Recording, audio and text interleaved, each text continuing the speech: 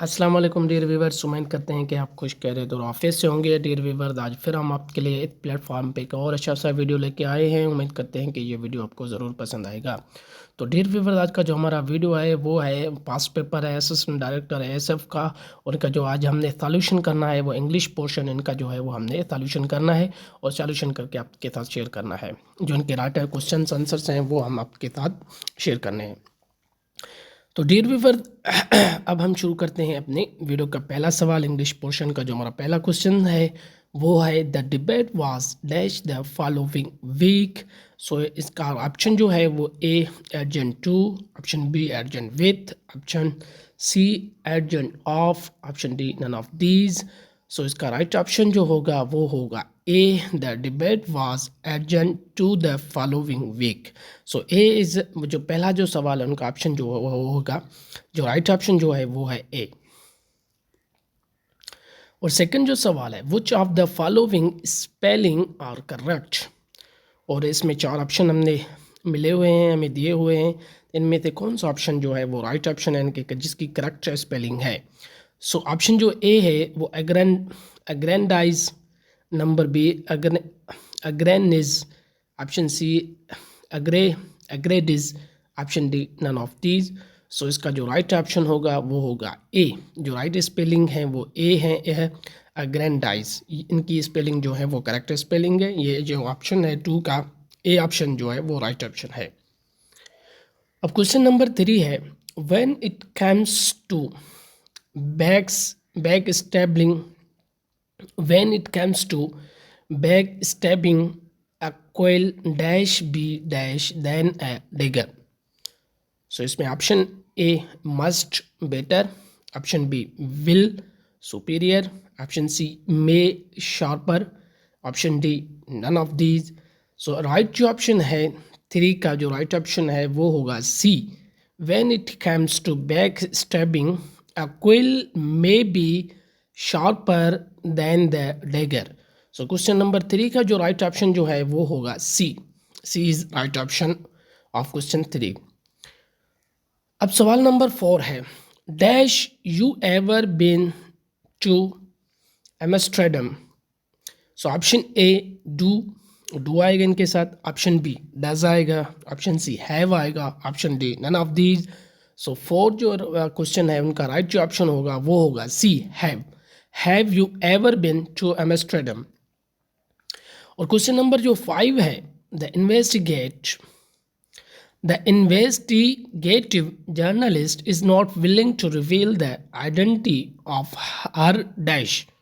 सो इसमें ऑप्शन कौन सा राइट ऑप्शन है? Option A informal, number B inform, option C informant, option D none of these. So 5th question का जो right option होगा वो होगा सी इन्फॉर्मेंट जो है वो है राइट ऑप्शन है क्वेश्चन नंबर 5 का, सी इज राइट ऑप्शन। अब जो हमारे क्वेश्चन जो है 6 जो है वो स्टार्ट होता है, इनके अंदर जो 4-5 शब्द हमें सिनोनिम्स और एंटोनिम्स दिए हुए हैं। और क्वेश्चन नंबर 6 जो है वो सिनोनिम्स का स्टार्ट हो रहा है कॉनोशियर। सो कॉनोशियर का जो सिनोनिम होता है वो क्या होता है? Option A ignorant, option B delinquent, option C love of art, option D none of these. So connoisseur का जो मतलब जो होता है वो एक मतलब जिसका फ़लसफ़ा अदब जो है उनके साथ उनका जुड़ाव होता है या उनके साथ उनका जो दिलचस्पी होता है, उन ऐसे किताबें वो पढ़ता है अदब के, तारीख़ के, तो उसको हम कॉनोशियर कहते हैं। तो इसका राइट जो ऑप्शन होगा वो होगा सी लव ऑफ आर्ट, यानी उनको हिस्ट्री, तारीख़, ऐसी चीज़ों से उनको जो है वो पसंद करता है पढ़ना। तो उनका जो राइट ऑप्शन होगा सी का जो राइट जो सिनोनिम है वो होगा लव ऑफ आर्ट। और क्वेश्चन नंबर 7 जो है जो वर्ड है वह ग्रूसम। ग्रूसम का जो मतलब जो होता है वो होता है तकलीफ दह, पेनफुल होता है। उसका मतलब क्या होता है? पेनफुल। ग्रूसम का मतलब किसी चीज़ से हमें तकलीफ़ मिला होगा, वो बिल्कुल किसी ऐसा कोई मातम वाली चीज़ होती है, उसको हम कहते हैं ग्रूसम। सो इनके राइट ऑप्शन है ए ट्रेजिक, और सॉरी ऑप्शन जो हमारे मिले हुए हैं इस 7 क्वेश्चन के वो option A tragic, option B frightful, option C painful, option D none of these. So 7 का जो राइट ऑप्शन है या राइट जो सिनोनिम है वो है सी पेनफुल। और क्वेश्चन नंबर 8, बेमन, लफ्ज बेमन जो वर्ड बेमन है उनका सिनोनिम को हो क्या होगा। और लफ्ज बेमन का जो मतलब जो होता है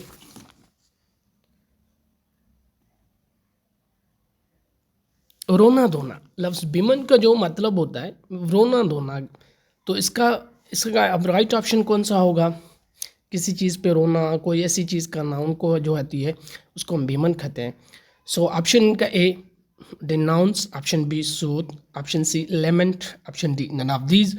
सो बेमन का जो है और राइट सिनोनिम जो है वो है सी लेमेंट। और लेमेंट का भी मतलब जो होता है वो उसका मतलब भी होता है रोना धोना, इस कुछ इस टाइप की जो चीज़ होती है उसको हम कहते हैं। और इनका राइट जो ऑप्शन होगा वो होगा सी। और क्वेश्चन नंबर 9 जो है अबंडन, क्वेश्चन नंबर 9 का जो वर्ड है अबंडन, अबंडन का जो राइट जो है सिनोनिम वो कौन सा होगा।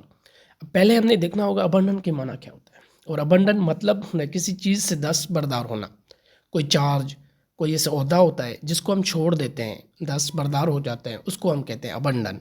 किसी चीज़ से माना दस्तबरदार होना उसको हम अबंडन कहते हैं। तो इनके ऑप्शन जो हमें मिले हुए हैं, option A discontinue, option B abscond, option C neglect, option D none of these. So abandon का जो राइट सिनोनिम होगा वो होगा ऑप्शन ए डिसकंटिन्यू, छोड़ देना, किसी चीज़ को छोड़ देना, दस्तबरदार हो जाना, हाथ उठा देना। और क्वेश्चन नंबर 10 रैथ, रैथ का राइट सिनोनिम कौन सा है। Option A violence, option B jealousy, option C anger, option D none of these. So wrath का जो लफ्ज वर्ड का जो माना होता है उसमें मतलब किसी चीज़ से गुस्सा दिलाना, किसी चीज़ से गुस्सा आना। तो उसका जो राइट जो सिनोनिम होगा वो ऑप्शन जो है वो सी इज ए राइट ऑप्शन होता है। रैथ का जो राइट सिनोनिम है वो होगा सी एंगर। अब 11 क्वेश्चन से लेके 15 तक जो हैं वो 4-5 क्वेश्चन जो हैं वो हैं एंटोनिम। अब एंटोनिम जो है वो शुरू होते हैं। और क्वेश्चन नंबर 11 जो है वो एंटोनिम है और 15 तक एंटोनिम है। 4-5 जो हमारे क्वेश्चन हैं जो वर्ड्स हैं वो एंटोनिम्स हैं। सो क्वेश्चन नंबर 11 मिलिट्री, और मिलिट्री का मतलब क्या होता है। मिलिट्री मतलब फोर्स, तो इनका एंटोनिम क्या होगा। Number A militant, number B civil, number C civility, number D none of these. So 11 का जो राइट ऑप्शन होगा एंटोनिम जो होगा वो होगा सिविल। एंड मिलिट्री जो फोर्स पे आता है और सिविल जो आम जो होते हैं बंदे वगैरह उसको सिविल कहते हैं। और क्वेश्चन नंबर 12 सबवर्जन, सबवर्जन का एंटोनिम क्या होता है। सबवर्जन का एंटोनिम क्या होता है। और सबवर्जन की मतलब जो होता है वो किसी चीज़ को बर्बाद कर देना, बिगाड़ देना, ख़त्म कर देना। अब इनका जो है सबवर्जन का मतलब यही होता है किसी चीज़ को बिगाड़ देना, ख़त्म कर देना, तबाह कर देना। अब इनका एंटोनिम क्या होगा। Number A clarity, option B compliance, option C sanity, option D none of these. So इसका सबवर्जन का जो राइट एंटोनिम होगा वो होगा बी कंप्लायंस। कंप्लायंस मीन्स जो होती है किसी चीज़ का, उस इनका राइट जो ऑप्शन होगा वो होगा बी कंप्लायंस, यानी फरमान बरदारी, मुत्ती, किसी का हाँ पे हाँ मिलाना। तो उसका राइट ऑप्शन जो होगा वो कंप्लायंस होगा। क्वेश्चन नंबर 30 प्रोवोक, प्रोवोक का जो मतलब होता है गुस्सा दिलाना, किसी चीज़ से गुस्सा आना। और इनका राइट एंटोनिम कौन सा होता है। Option A sued, option B anger, option C insult, option D none of these. So anger insult ये दोनों ऑप्शन नहीं है। सो इनका राइट ऑप्शन जो होगा वो होगा सी सूद। और क्वेश्चन नंबर 14 जो है वो कैटेगोरिकल, और कैटेगोरिकल का जो एंटोनिम क्या होगा। Option A absolute, option B certain, option C conditional, option D none of these. So इसका राइट जो ऑप्शन होगा वो होगा कंडीशनल। और 15 का जो वर्ड्स है डेयर्थ, अब डेयर्थ का जो एंटोनिम कौन सा होगा। डेयर्थ मीन्स होने किसी चीज़ की कमी हो जाना, किल्लत हो जाना, कहत पड़ जाती है, तो इस लफ्ज़ का मतलब यही होता है डेयर्थ। अब इनका एंटोनिम क्या होगा। Option A shortage, option B famine, option C abundance, option D none of these. So 15 word का जो डेयर्थ है उसका जो एंटोनिम होगा वो होगा अबंडेंस। डेयर्थ मीन्स किसी चीज़ की कहत पड़ जानी है, वो कोई चीज़ कम हो जाता है उसको हम डेयर्थ कहते हैं। और इनका जो एंटोनिम होगा वो होगा अबंडेंस। अबंडेंस मीन्स बहुत, उनका बहुत बड़ा स्टॉक होता है, बहुत सी चीज़ें अवेलेबल होती हैं, उसको हम अबंडेंस कहते हैं। अब जो हमारे 16 से जो क्वेश्चन सॉर्ट होते हैं वो होते हैं उनकी प्रीपोजिशंस। सो 16 जो हमारा क्वेश्चन है, I am glad dash your success. So इसका राइट ऑप्शन कौन सा होगा? ये उनके राइट ऑप्शन, ये कुछ जो लोग होते हैं, कुछ जो हमारे फ्रेंड्स वगैरह होते हैं, वो कहते हैं कि फॉर भी होगा और कुछ ऑफ भी इस्तेमाल करते हैं। ये दोनों में कुछ मसला है, फॉर भी कुछ कहते हैं और कुछ ऑफ भी इस्तेमाल करते हैं। तो इनका जो राइट ऑप्शन होगा, कुछ ऑफ, कुछ कहते हैं फॉर होगा। कुछ टीचर्स भी जो हमारे हैं वो भी रिफ़र करते हैं कि फॉर इस्तेमाल करें, और कुछ कहते हैं नहीं, इनके साथ ऑफ इस्तेमाल होगा। तो इनमें अंदर थोड़ा कन्फ्यूजन है फॉर और ऑफ का।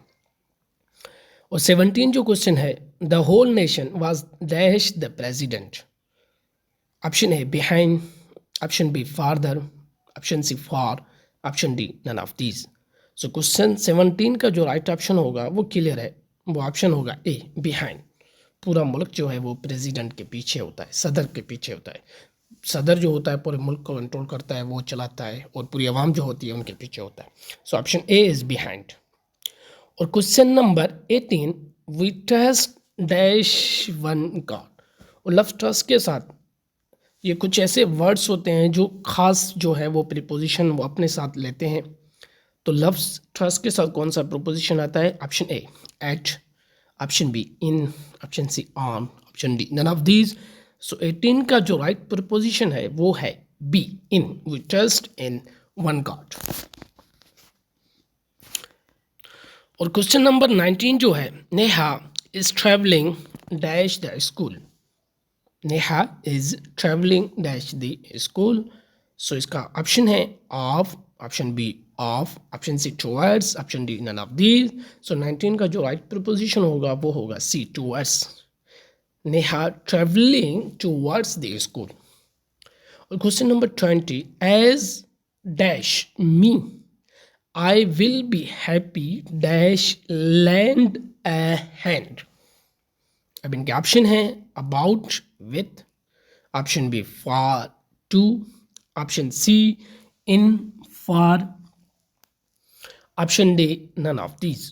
सो 20 के जो राइट ऑप्शन है वो, 20 का जो राइट ऑप्शन है वो होगा B, as for me I will be happy to lend a hand.